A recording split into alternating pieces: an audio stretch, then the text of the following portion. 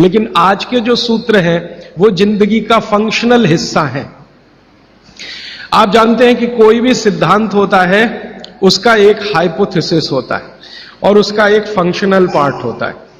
तो आज से जो शुरू हो रहा है वो फंक्शनल पार्ट है। इस फंक्शनल पार्ट में सबसे पहला सूत्र भागवत जी का।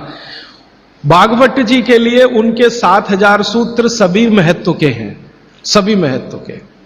उन 7000 में से मैंने कुछ चुनकर निकाले हैं जो मुझे लगता है 2007 के हिसाब से बहुत महत्व के हैं।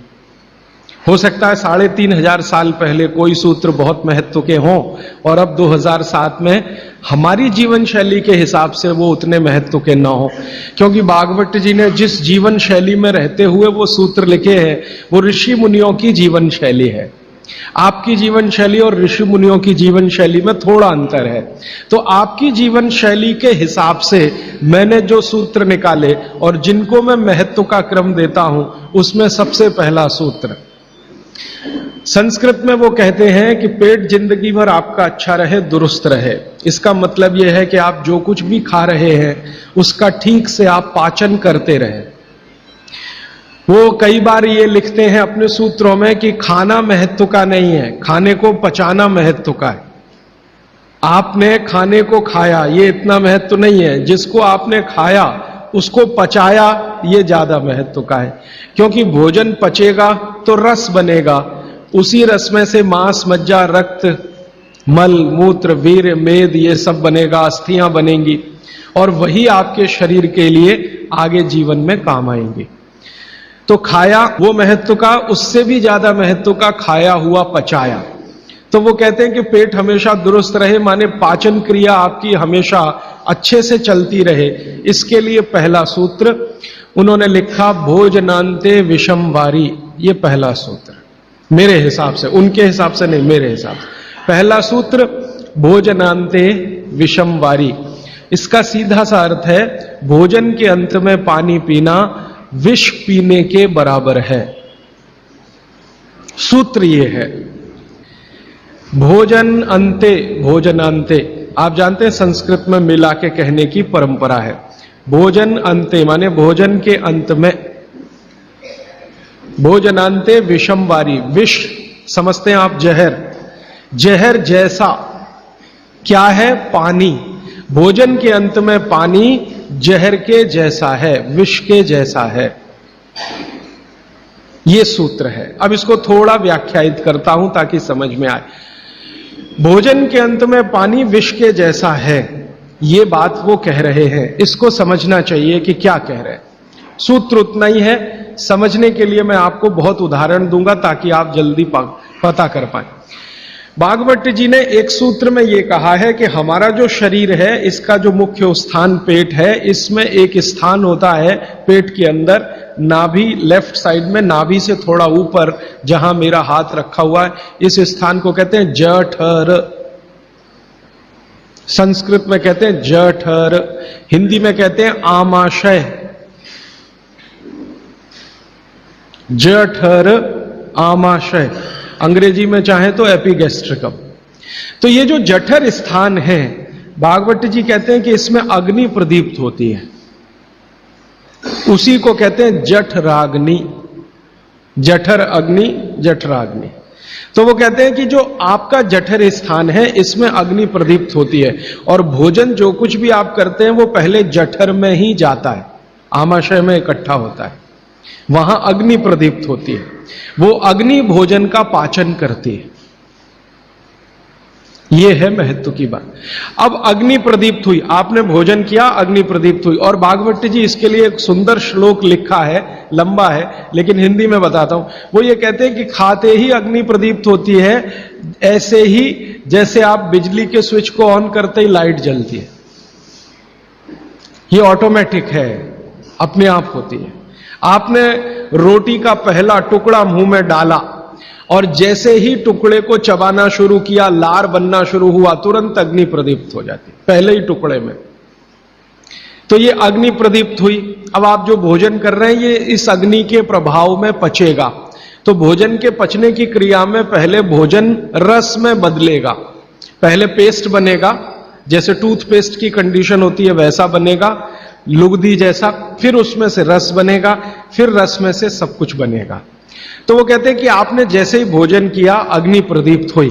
अब ये अग्नि भोजन को पचा रही है और आपने भोजन पूरा करते ही पानी पी लिया, गट गट गट गट गट गट, तो क्या हुआ? अग्नि शांत हो जाएगी। आपके रसोई गैस में चूल्हा जल रहा है गैस का, और जलते हुए चूल्हे पर पानी फेंकिए तो बुझ जाएगा। अग्नि का पानी से मेल नहीं है, दुश्मनी है।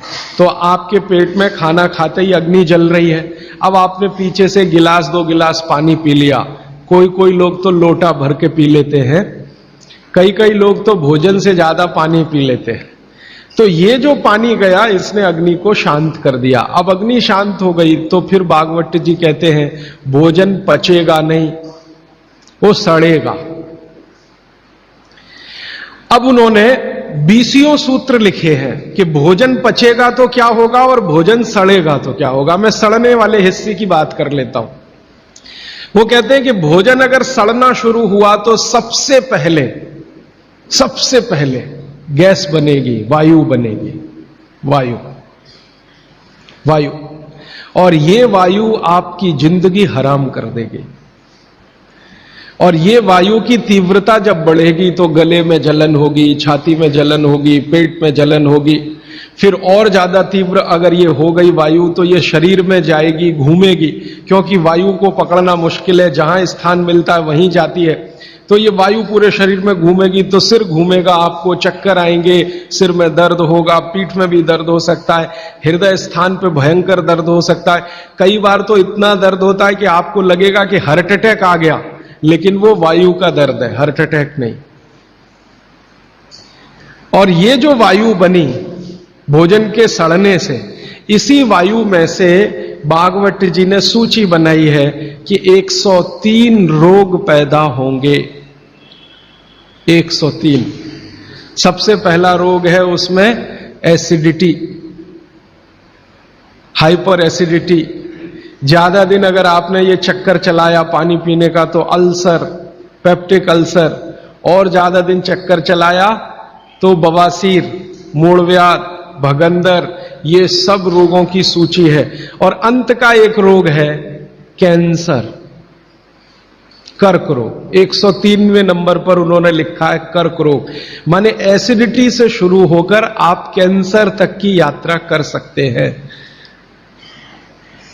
तो वो ये कह रहे हैं कि जिस काम से वायु पैदा हो और वो वायु आपके सड़े हुए भोजन में से निकले, और बाद में भागवत जी कहते हैं, वो भी बता देता हूं, वो दूर का सूत्र है लेकिन यहीं पे ले आता हूं उसको, कि आपका जो भोजन सड़ेगा, इसको ध्यान से सुनिएगा, तभी भोजन में से, भागवत जी के शब्द दूसरे हैं, मैं आज के शब्द इस्तेमाल कर रहा हूं, तभी कोलेस्ट्रॉल बनेगा।